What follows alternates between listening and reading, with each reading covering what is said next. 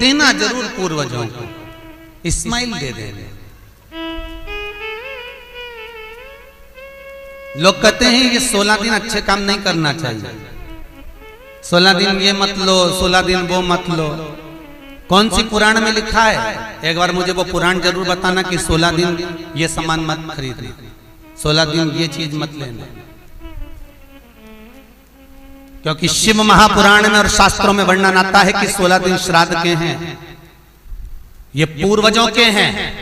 आप पूर्वजों का नाम लेकर अपने पितरों का स्मरण कर कर तुम्हारी मर्जी पड़े वो खरीदो, तुम्हारी मर्जी पड़े वो लाओ, पर सबसे पहले उन पूर्वजों को सम्मान पूर्वक वो वस्तु समर्पित कर दो कि आपकी है, आपको संभालना है, आपने दी है, आपके द्वारा आई है। पूर्वज खुश होंगे। तुम्हें बढ़ता हुआ देखकर तो पितर खुद आशीर्वाद देते हैं। कौन माँ होगी जो अपने बच्चे को बद्दुआ देगी? कौन पिता होगा जो अपने बच्चों को बद्दुआ देगा? अगर माता पिता अपने बेटे को गाली भी देते हैं, बद्दुआ भी देते हैं, तो बाद में रोते हैं, आंख में से आंसू निकलती है। एक माँ अपने बेटे को चिल्ला देती है तो बाद में रोती है। अगर माँ अपने बच्चों पर हाथ उठा देती है तो बाद में रोती है। तो क्या मरने के बाद पितर तुमको बद्दुआ देंगे? नहीं, पितर आशीर्वाद देते, बस इतना जरूर कहते हैं कि मैं छोड़ कर गया था रे, मैं तुझे देकर गया था रे, मुझे भूल क्यों गया? तू थोड़ा देता क्यों नहीं है?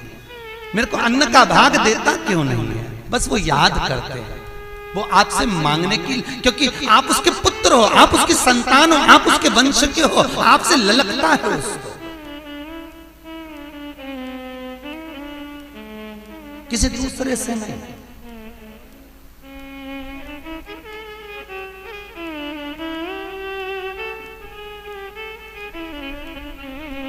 प्रेम दीजिए।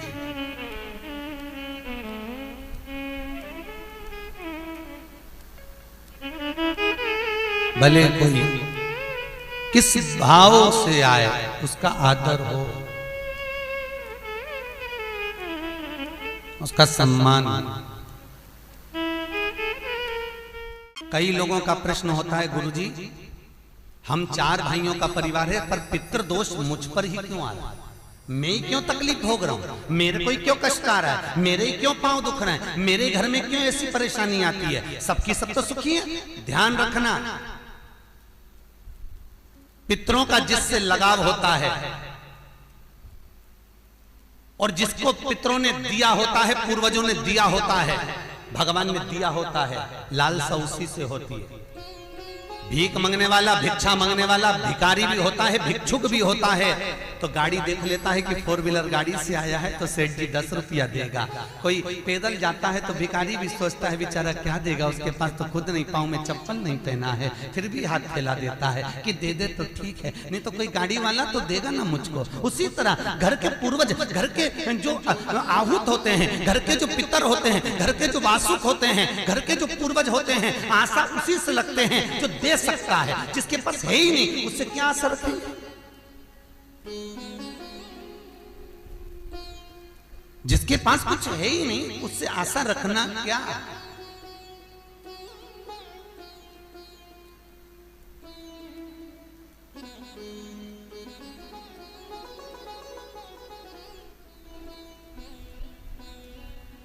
कई लोग कहते हैं गुरुजी हमारे पास देने के लिए कुछ भी नहीं, हम हमारे पूर्वजों को क्या? मत दो ना, इस्माइल तो दे सकते हो। जिस दिन तुम्हारे पूर्वजों का श्राद्ध है, तुम्हारे पास में खिलाने के लिए अन्न नहीं है, तुम्हारे पास देने के लिए दान नहीं है, तुम ब्राह्मण को घर में नहीं बुला सकते, कोरोना महामारी चल रही है, तुम कुछ भी नहीं दे सकते, तुम्हारे पास देने के लिए वस्त्र नहीं, आभूषण नहीं, कुछ भी नहीं, मत दो। निवेदन है बस चेहरे पर प्रसन्नता रखकर, एक निवेदन है कि चेहरे पर प्रसन्नता रखकर उस दिन अपने पूर्वजों को याद जरूर करना और कह देना कि आप ही का दिया हुआ है जो हम खा रहे हैं, हम पर करुणा करना, हमारे पास कुछ भी नहीं है। डब्बे में से गुड़ या शक्कर निकालकर अरे गैस को लाइटर से जलाकर उसकी अग्नि में छोड़ देना, पर 2 दाने शक्कर के छोड़ना जरूर, जिससे वो जीवात्मा दरवाजे पर आकर भूखी ना जाए, उसके मुख में कुछ तो चला जाए और वो जीवात्मा तुम्हें आशीर्वाद दे जाए। तुम्हारे पास कुछ ना हो तो इतना तो दे सकते हो साहब, इस्माइल तो दे सकते हो, प्रसन्नता तो दे सकते हो, मीठी वाणी तो दे सकते हो। अपने पूर्वजों को याद तो कर सकते हो, अपने इष्ट को याद तो कर सकते हो, जिसने दिया है उसका गुणगान तो गा सकते हो।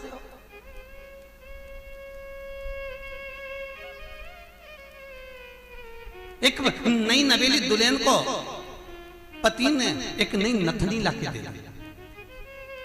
कबीरदास जी लिखते हैं, नथनी दी यार ने तो दिया बखान।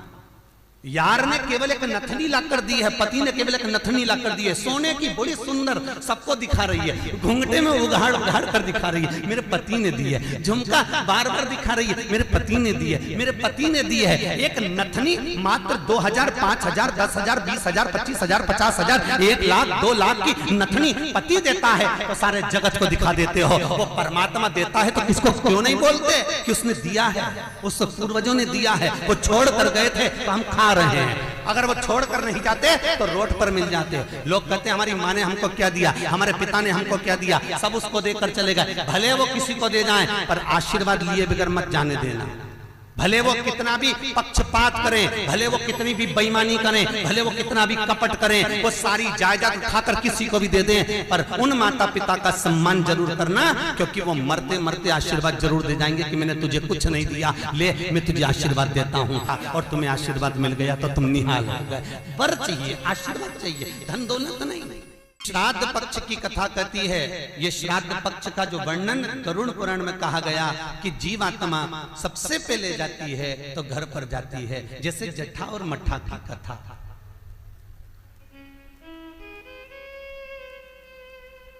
दो भाई हैं, जट्ठा और मट्ठा, दोनों साथ में रहते थे, पर इनकी जो धर्म पत्नियां थीं आपस में कुछ भेदभाव हो गया, दोनों अलग अलग हो गए। जट्ठा बहुत धनपति था, मट्ठा थोड़ा सा गरीब था, दोनों अलग अलग रहे।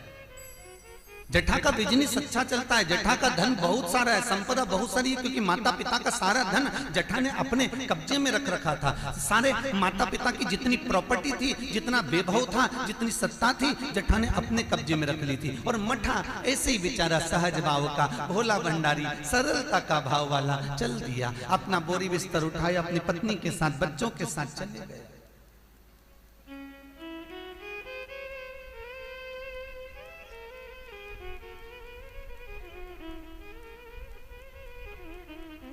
16 दिन श्राद्ध किया गया। एक दिन जट्ठा की पत्नी बोली, सुनो, इतना सारा गाड़ी बंगला जमीन जायदाद ढेर सारी है, 200 एकड़ जमीन, 200 बीघा जमीन है, 4 ट्रैक्टर हैं, गाड़ी बंगला ढेर सारा है, खूब वैभव बना हुआ है, पर अपन अपने घर में सेठ बनकर रहते हैं, पर दुनिया को क्या मालूम कि अपने पास कितनी दौलत है, कितनी जायदाद है, अपने परिवार वालों को, रिश्तेदारों को, किसको क्या मालूम कि अपने पास में कितनी सत्ता, अपन कितने राशि ठाठ में रहते हैं। तो पति बोला क्या करना है, पत्नी बोली एक काम करो, तुम्हारे जो पिताजी मर गए थे उनका श्राद्ध आ रहा है,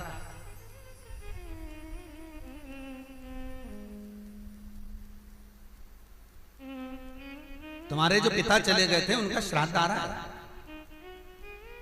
एक काम करो, अपन अपने पिताजी का श्राद्ध रख देते, और श्राद्ध रखेंगे तो मेरे मायके वालों को और आपके पूरे परिवार वालों को, जो आपके रिश्तेदार हैं, मित्र हैं, दोस्त हैं, और मेरे मायके वाले, मेरी सहेलियां, मेरी बेस्ट फ्रेंड, सबको बुला लें,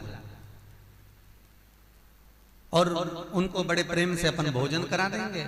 इतने में जट्ठा बोला कि भोजन बना तो खिला तो देंगे, पर भोजन बनाएगा कौन, इतना सारा फैला हो जाएगा, उठाएगा कौन। इतने में तुरंत जट्ठा की पत्नी बोली, वो देवर और देवरानी क्या करेंगे,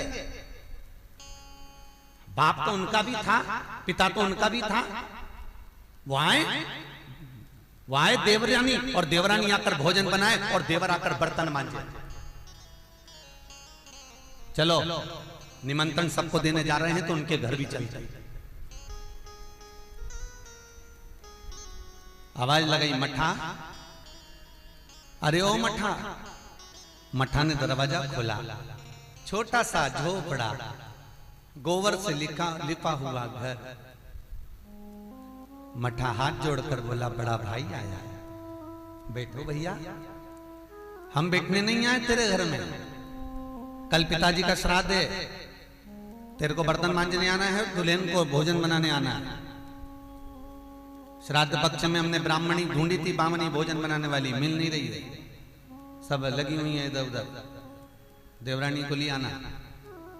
भाभी हम आ तो जाएंगे, पर निवेदन इतना सा है कि पिताजी का श्राद्ध है, तो मन कर रहा है कि हम थोड़ी सी धूप छोड़ दें, इसके बाद आ जाएंगे। इतने में तुरंत भाभी बोली, सुन रे मठा, आना हो तो सुबह जल्दी आना, क्योंकि रखे हुए बर्तन कौन मांजेगा, भोजन कौन बनाएगा। इतनी देरी से आना है तो केवल क्या खाने आ रहे हो? आने की जरूरत नहीं है, तुम दोनों की जरूरत नहीं है मेरे को, मत आना तुम। छोड़ दिया। जेठा गया, अपने ससुराल वालों को बुला लिया, मायके वालों को बुला लिया, सबको बुलाया। पितृलोक से जिसकी तिथि होती है, पितरों के भगवान जिनका नाम है आर्यमा स्वामी, कौवे पर बैठकर जिसकी तिथि होती है, उस तिथि के जीव को कौवे पर बिठाकर आर्यमा स्वामी लेकर आते हैं, और जिसकी यहाँ श्राद्ध होती है उसकी छत पर कौवा छोड़ते छोड़ते जाते हैं। इसलिए हिंदू धर्म में श्राद्ध में कौवे का बड़ा महत्व होता है, क्योंकि पितरों के देवता आर्यमा स्वामी कौवे पर बैठते हैं, और उसी कौवे पर हमारे घर के जीवों को लेकर आते हैं। और सबसे पहले वो जीव कहां जाता है श्राद्ध पक्ष में? बहुत ध्यान से सुनना गरुड़ पुराण का ये चरित्र। सबसे पहले वो जीव कहां जाता है? जो घर का सबसे पुराना घर होता है, जहां पर घर का बड़ा बेटा रहता हो, जहां पर घर का पुराना मकान हो, पुराना घर हो, वहां वो जीव जाता है। 3 वृक्ष पितरों के तुल्य हैं। पहला पीपल, दूसरा बट वृक्ष, तीसरा बेलपत्र का वृक्ष। बेलपत्र का वृक्ष कभी अनायास श्राद्ध पक्ष में आप कुछ भी ना कर पाए, कुछ भी ना कर सकते हो, तो एक पत्ते के ऊपर कोई सा भी पत्ता ले लो, चाहे पान का ले हो, कोई पीपल का ले हो, कोई भी पत्ते के ऊपर एक पुड़ी, थोड़ा मीठा थोड़ा नमकीन रखकर अपनी कामना कर कर अपने पूर्वजों के लिए इन 3 वृक्ष के नीचे 16 श्राद्ध में किसी भी एक दिन आप वो भोजन को रखकर आ जाइए। अपनी कामना कर कर सुख का अनुभव होगा, पितरों को शांति मिलेगी। एक जट्ठा और मट्ठा की कथा हमने पहले कही है, वो भी हमारे पेज पे डली हुई है, आप उस पे से निकाल कर सुनना।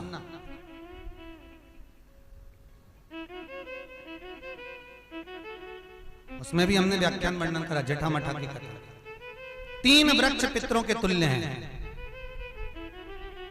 3 पक्षी पितरों के तुल्य हैं, कौवा, हंस और गरुड़।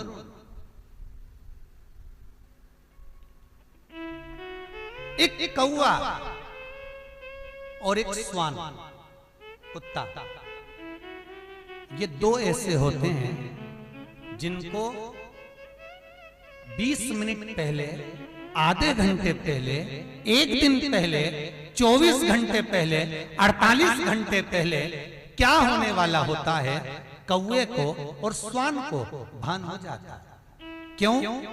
क्योंकि ये यमलोक में जहां यमराज निवास करते हैं, स्वान और कौवा उस स्थान का भाग ग्रहण करते हैं, और इनको ये ज्ञान पूर्व से यमराज से प्राप्त होता रहता है, पूर्वभान होता प्राप्त होता रहता है।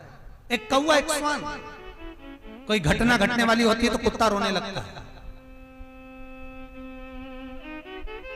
कोई घटना घटने वाली होती है तो कौवा आकर बैठ जाता है, कोई आ रहा है तो कौवा आएगा, कोई भाव सूचक है तो कौवा आकर बैठेगा। दरवाजे पर कैसे, उसका भी भान है, अटारी पर कौवा कहां बैठा है, दरवाजे पर कौवा कहां बैठा है, किस स्थान पर कौवा विराजमान है, उसका भी भाव हमारे शास्त्र में वर्णन है। 3 पक्षी, 3 वृक्ष पितरों के तुल्य हैं। पक्षियों में कौवा, हंस और गरुड़, ये पितरों के तुल्य हैं। जो अधोगति में मर जाते हैं, जिनको पिंड नहीं मिलता, तर्पण नहीं होता, ब्राह्मण का भोज नहीं मिल पाता, जो मर जाते हैं, जिनका अंतिम संस्कार तक नहीं होता, जिनकी गति बिगड़ जाती है, ऐसे जीव कौवे के अंश में प्रकट होते हैं, जो पूर्ण फल लेकर जाते हैं। पितृलोक में जगह नहीं होती, बैकुंठ में जगह नहीं होती, कहीं अगर जगह नहीं है देवलोक में, तो इनको कौवे के अंश में, गरुड़ के अंश में या हंस के अंश में डाल दिया जाता है। महाराज फिर अगला वर्णन किया, 3 पशु, कुत्ता, गाय और हाथी, ये पितरों के तुल्य होते। शिव महापुराण की कथा कहती है, अगर श्राद्ध पक्ष में गया नहीं जा सकते, तो गाय के मुख में गयासुर ने वर दिया था कि गाय के मुख में अगर कोई गया नहीं आ पाएगा, तो गयासुर 16 दिन गाय के मुख में निवास करेगा। और गाय के मुख में श्राद्ध के समय पर अगर कोई रोटी देगा, श्राद्ध के समय पर जो भाग देगा, उसको गया जी में पिंड करने का पुण्य फल प्राप्त होगा। ये गयासुर का वर गौ माता के लिए था। तो गाय के मुख में 16 दिन तक गया क्षेत्र का पिंड का भाग प्राप्त होगा। कुत्ता, गाय और हाथी। स्वान को रोटी क्यों देते हैं? क्योंकि स्वान पितरों को अपना भाग प्रदान कर देता है। स्वान रखता नहीं है, चुका देता। फिर 3 जलचर हैं महाराज, जो पितरों के तुल्य हैं, मछली, कछुआ और नाग। पिंड जो बनाया जाता है वो पानी में दिया जाता है। मछली जिसको पाती है वो पितरों को प्राप्त होता है। कछुआ श्रावण के इस 16 श्राद्ध के अंतर्गत कछुआ यदि आपके दिए हुए भाग को पा लेता है, तो वो जीव उसी समय पर तर जाए। और महाराज नाग, वो भी पितरों के तुल्य माना। इन 3 पितरों के क्रम का वर्णन किया गया है। भगवान शिव ओगड़दानी बट का वृक्ष के रूप में ब्रह्मा को बना देते हैं और शंकर बटकेश्वर महादेव के रूप में विराजमान हो जाते हैं। ऐसा सुंदर प्रसंग शिव महापुराण में वर्णन किया। एक पहले नैमिषारण्य में कथा सुनाई थी जटा और मट्ठा की, आप लोगों को स्मरण होगा। 2 भाई हैं सगे।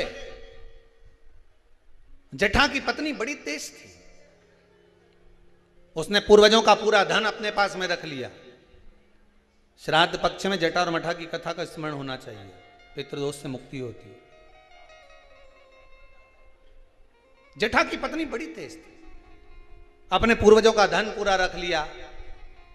एक दिन जटा की पत्नी ने जटा से कहा, मट्ठा की पत्नी बड़ी तेज थी और मट्ठा की पत्नी ने सब कुछ अपने पास में रख लिया। एक दिन मट्ठा की पत्नी ने अपने पति मट्ठा से कहा, सुनो स्वामी, एक काम करो। मट्ठा ने पूछा, क्या?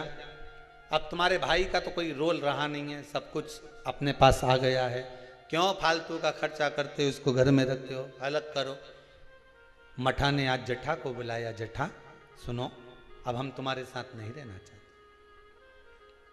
जाओ। वही वाली बात आ गई, देख लिया संसार हमने,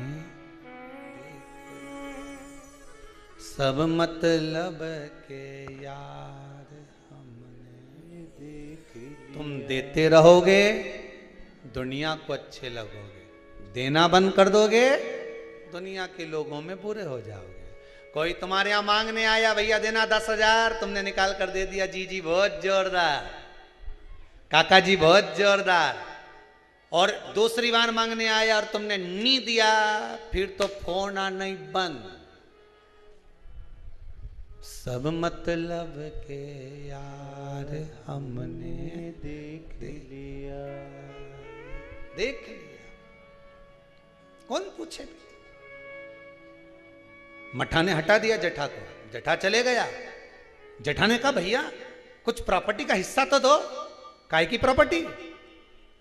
तूने माँ बाप की सेवा करी, भैया सेवा तो मैंने ही करी ना, कौन ने करी? 2 भाई का हिस्सा तो होना चाहिए, नहीं दिया, धक्का मार कर निकाल दिया। एक बात अपनी जिंदगी में याद रखना, जमीन और जायदाद दुनिया के लोग, रिश्तेदार आपकी कब्जा कर कर रख सकते हैं, दुनिया के लोग आपका धन चुरा सकते हैं, दुनिया के लोग तुम्हारी दौलत चुरा सकते हैं, पर तुम्हारा भाग्य नहीं चुरा सकते। उस पर विश्वास रखना, उस पर विश्वास रखना, उस पर भरोसा रखना। ले ले जमीन, ले ले तो कितना लेगा, कितनी रजिस्ट्री कराएगा, कितना पैसा इकट्ठा करेगा, कर ले, ले जा। भाग्य ले जा सकता है, किस्मत ले जा सकता है? नहीं। उस पर विश्वास रखना कि ये ले गया, ले जान दो, पर तू है ना मेरे साथ। बहुत क्या करेगा ये? रख लिया मठा ने, जठा को नहीं दिया। जठा की पत्नी रोती हुई कहती है, स्वामी चलो। छोटा सा झोपड़ा, 2 आम का पेड़ था, एक आम के पेड़ से एक आम का पेड़ पे एक बांस बांधा, उसके दूसरी 2 लकड़ियां लगा के उस आम के बीच में दोनों झोपड़ा बनाकर रहने लगे। पितृपक्ष आ गया, श्राद्ध आ गया। मठा की पत्नी ने बोला, सुनो, हमारे रिश्तेदार तो हमारे आना ही छोड़ दिए। रिश्तेदार आना कब छोड़ते हैं? जब तुम्हारे भीतर अहंकार बहुत बढ़ जाता। जरा जरा सी बात में मैंने वो प्रॉपर्टी खरीद ली, मैंने हाथ का ब्रेसलेट खरीद लिया, महाराज छोरा तो इतना कमाए, महाराज तो दुकान ऐसी चले। रिश्तेदार तुम्हारा बखान सुनने थोड़ी ना आए, रिश्तेदार तो तुमसे मिलने के लिए आए। दिल से मिलो, ये बखान दूसरी जगह करना। फिर अगर कहीं का बखान कर दे, वही वाली बात आ गई, हमने तो इतना मकान, हमारा ऐसा मकान, चीटी कह दे मेरे तेरे मकान में खूब घूमने, तू मेरे मकान में घूम के बता। फिर वही वाली बात आ गई कि नहीं? तो घूम के बता दो फिर उस मकान में।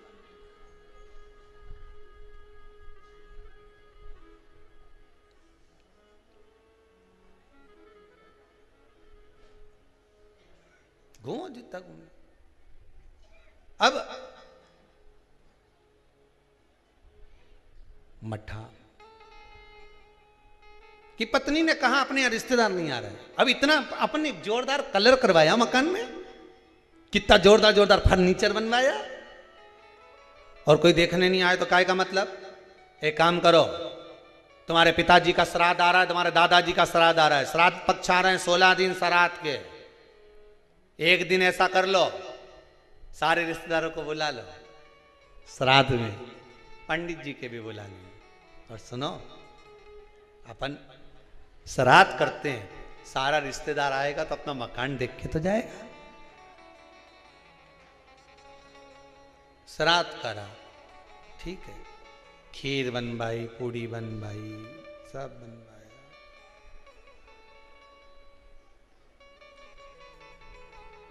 मठा की पत्नी ने करा। जठा की पत्नी बोली, सुनो, आज तुम्हारे दादाजी का श्राद्ध है, घर में कुछ है नहीं, पर सुनो, वो सामने जो व्यापारी है ना, जिसकी किराना की दुकान है, उससे आपकी अच्छी बनती है ना? हाँ, मेरा बचपन का दोस्त है, जाओ उसके यहां से कुछ थोड़ा सा लिया हो तो अपन खीर बना लेंगे, ब्राह्मण को दे देंगे, उसके घर पहुंचा देंगे। ब्राह्मण नहीं लेगा, नहीं आएगा तो गाय को दे देंगे, स्वान को दे देंगे। जाओ, वहां गया, सब मतलब के यार सबको। मित्र ने कहा, भाई देख, देने को मैं शक्कर दे देता, सामान दे देता, मना नहीं है, पर अब मैं दे नहीं पाऊंगा क्योंकि तेरी कमाई का स्रोत नहीं है। बैंक भी लोन उसी को देती है जिसकी फाइल में कमाई का स्रोत दिखता है। सही है कि गलत है? लोन लेने वाले जानते हैं, तुम्हारी कमाई देखेगी पहले बैंक, वहां से कितना आ रहा है, कमाई कितनी हो रही है, सर्विस में कितना मिल रहा है, उसमें ये कटवा देगा। बैंक लोन तब देती है जब तुम्हारी कमाई का स्रोत दिखता है। दुनिया के लोग आपको जब तक देते हैं जब तक तुम्हारी कमाई का स्रोत दिखता है, पर महादेव तुम्हारी कमाई का स्रोत नहीं देखता, महादेव तुम्हारी भक्ति का स्रोत देखता है। तू भजन कितना करता है, महादेव तुम्हारी कमाई के स्रोत देखकर नहीं देगा, महादेव भजन देखकर देगा कि तू भजन कितना करता है। तो कितना शंकर की कथा सुनता है, शिव महापुराण पर कितना विश्वास है तेरे को, शिव महापुराण की कथा में जो शब्द निकलते हैं उस पर कितना विश्वास है, महादेव ये देखकर देगा।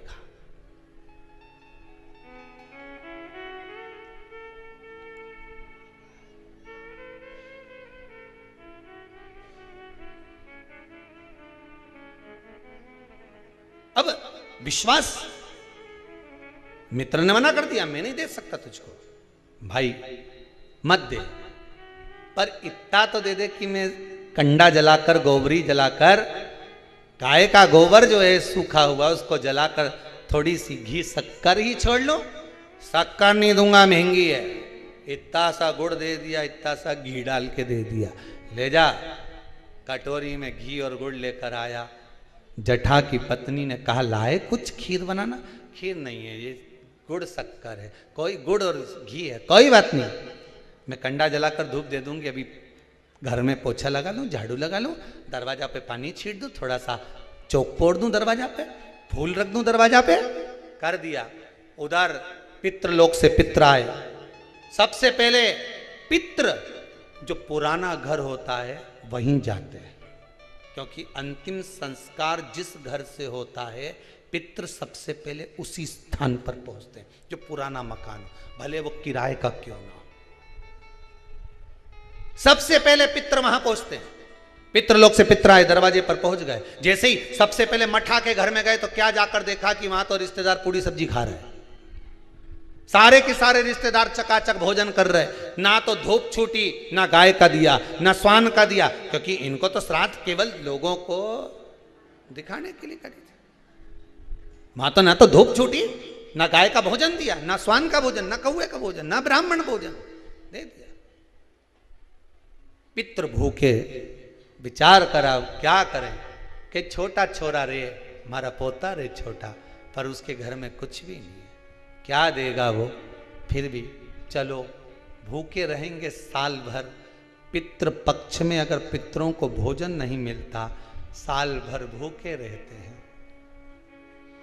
दूसरे पितृ जो खाकर आते हैं उनकी जो राल टपकती है, उनका जो कफ गिरता है, हमारे पितृ वो चाटते हैं।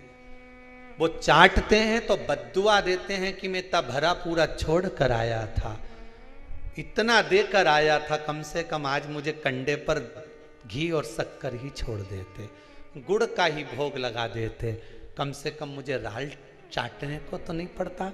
बद्दुआ देते हैं साल भर, इसलिए घर में सुख नहीं रहता, शांति नहीं रहती, पैसा नहीं टिकता, शुभ कार्य नहीं होता, बड़े दुखी होते हैं पितृ, बड़े दुखी। पितरों ने सोचा एक दरवाजे से नहीं मिला, दूसरे दरवाजे से कुछ खाकर चले जाऊं, ऊपर जाऊंगा तो लोग क्या कहेंगे। जठा के घर गया, पितृ दरवाजे पर पहुंचे। जठा की पत्नी ने कंडा जलाया था, गोबरी जलाई थी, जलाई रखी दरवाजा के पास में, भगवान से प्रार्थना कर कर गुड़ और घी छोड़ दिया। गुड़ घी छोड़ा, पितृ चले। 16 दिन तक पितृ पृथ्वी पर भ्रमण करते हैं। 16वें दिन पितरों के देवता आर्यमा कौवे पर बैठ कर आते हैं। अमावस्या के दिन प्रदोष काल में शाम के समय आते हैं, पितरों को वापस बिठाते हैं, पितृलोक ले जाते हैं। जितने संसार के पितृ हैं सब अमावस्या के दिन शाम के समय पितृलोक जाते हैं। इंतजार कर रहे थे पितृ, आर्यमा आए, पितरों के देवता आर्यमा स्वामी आए, कौवे पर बैठ कर आए और हमें लेकर जाए। सारे पितरों से आर्यमा स्वामी ने कहा जाओ, तुमने 16 दिन भोजन करा है, आप जाकर घाट पर पानी पी लो। कोई नदी, कोई तालाब, कोई सरोवर, कोई कुंड, कहीं जाकर शाम के समय पानी पीने के लिए पितर जाने लगे। पितर जब पानी पिए, पानी पीते से पितरों ने सोचा एक दरवाजे से भोजन नहीं मिला, उसके यहां भोजन मिला जिसके यहां कुछ भी नहीं था। पितरों ने विचार करा आर्यमा स्वामी को आने में देरी है, आज अमावस्या है। घर के लोग दीप लगाएं उससे पहले एक बार उसके घर हो जाऊं जिस घर से दीपक आ रहा है। घाट पे लगने के लिए, नदी के तट पर, तालाब पर, सरोवर कुएं पर दिया लगने शाम को आएगा, उससे पहले मैं उसके घर हो जाऊं। और पितर घर पर जाकर क्या देखे, बच्चे भूखे थे, माँ से भोजन मांग रहे थे, माँ 5 दिन से अन्न नहीं खाया, दे देना माँ। माँ कहती है नहीं है। माँ फिर कंडा जलाकर तूने ये घी और गुड़ कहाँ से ला कर दिया? बेटा पितरों के लिए लाई थी, मांग कर लाई थी, तुम्हारे लिए नहीं है। एक काम करो, मैंने हंडी रख दी है, एक बर्तन रख दिया, भगोनी रख दी, उसको प्लेट से ढक दिया, उसमें भोजन रखा है, मैं 2 दिन बाद दे दूंगी। बेटों ने जाकर देखा तो उसमें भोजन नहीं था। माँ तू रोज तो वो भगोना दिखाती है, पात्र दिखाती है और कहती है भोजन मिलेगा। 3 दिन हो गए माँ, 5 दिन हो गए, नहीं मिला माँ, और 2 दिन का बोलती है। कोई बात नहीं। पितर वापिस आए, दरवाजे से लौट कर वापिस घाट पर आए। घर का बेटा दिया जलाने के लिए आया नदी के तट पर। पितर आचमन कर रहे थे पानी का। शाम के समय पर आर्यमा स्वामी ने पूछा, बोलो पितरों, तुम्हारे भोजन करने के बाद किसके घर में क्या देना है बता दीजिए। आर्यमा स्वामी ने पूछा तो पितर कहते हैं, जठा के घर में खाने के लिए नहीं है, उसको वर दे दो, दूध नहाए पूते फले, खूब उन्नति करे, वर प्रदान कर दो। जठा के घर में दूध नहाए पूते फले। जैसे ही बेटे ने दिया जलाया घाट पर, वहां पर खुशियों का दीप जल गया, आनंद का दीप जल गया, सारा सुख जठा के घर में पहुंच गया। मठा धीरे धीरे तिल तिल तिल तिल घटने लगा, जठा तिल तिल बढ़ने लगा। ये पितरों की कृपा होती है। मेरा सबसे निवेदन है, अमावस्या के दिन शाम के समय प्रदोष काल में नदी के तट पर जाओ, कुएं के तट पर जाओ, बावड़ी पर, तालाब पर, कहीं पर भी जाकर दिया जरूर जलाओ। नदी तालाब बावड़ी नहीं हो तो पीपल के पेड़ के नीचे, बेलपत्री के पेड़ के नीचे या बट के पेड़ के नीचे जलाओ। और शाम के समय जब प्रदोष का काल हो, शाम का समय हो, सूर्यास्त का समय हो, भगवान आर्यमा स्वामी पूर्वजों को लेने, पितरों को लेने आए, तब आप एक दिया घी का जला देंगे दक्षिण की ओर मुख कर कर, तो वो कुछ वर हो सकता है। अगली श्राद्ध से पहले बाबा आपको घर, मकान, जमीन, जायदाद, संपदा सत्ता दे। कृपा, उस पर विश्वास रखिए, भरोसा। तब तो लोग गाते हैं, जय जय पितर जी महाराज, शरण में तेरी आया, शरण में तेरी आया हूँ, शरण में तेरी आया, जय जय पितर जी महाराज, शरण में तेरी। जठा और मठा की कथा कहती है, आप दिल से, मन से, नहीं है ना कुछ देने के लिए, आप ब्राह्मण को भोजन कराने का भी नहीं है, आप गाय को नहीं दे सकते, कम से कम शाम को दिया तो लगा सकते हो, थोड़ा सा कंडा जलाकर घी शक्कर तो छोड़ सकते हो, थोड़ा सा भोग लगा सकते हो। श्राद्ध पक्ष में किया गया दान, श्राद्ध पक्ष में किया गया पुण्य, ये हजारों लोग जो लगे हुए हैं आजीवन भोजन भंडारे के सदस्य बन रहे हैं। श्राद्ध पक्ष में 1 रुपया भी अगर आप दान कर रहे हो, पुण्य कर रहे हो, सत्कर्म कर रहे हो, आपके द्वारा दिया गया धन अगर ब्राह्मण भोजन कर रहे हैं, भंडारे में लग रहा है, गौ माता में लग रहा, मंदिर में लग रहा है, जीवन की सार्थकता है तुम्हारी कि बाबा तुम पर कृपा करा हुआ है। ये उसकी उदारता, उसकी करो। नहीं कुछ आपके पास में, थोड़ा करो पर करो जरूर, थोड़ा करो जरूर। श्री शिवाय नमस्तुभ्यं दर्शकों, हर हर महादेव। स्वागत है आपका अपने YouTube चैनल में। इस वीडियो में आपको पूजनीय पंडित जी बहुत ही विशेष कथा और उपाय बताए हैं। आप इस कथा और उपाय को ज़रूर करिएगा। और जो भी भाई बहन चैनल पे पहली बार आए हैं, अभी तक आपने चैनल को सब्सक्राइब नहीं किया, तो पूजनीय पंडित जी की कथा और उपाय जानने के लिए आप हमारे चैनल को ज़रूर सब्सक्राइब करें और इस वीडियो को ज़्यादा से ज़्यादा शेयर करें। कमेंट में श्री शिवाय नमस्तुभ्यम हर हर महादेव ज़रूर लिखें, ताकि इस तरह की जो भी वीडियो हो पूजनीय पंडित जी के द्वारा बताए गए उपाय हम सबसे पहले आपके पास पहुंचा सके। कमेंट में श्री शिवाय नमस्तुभ्यम हर हर महादेव ज़रूर लिखें।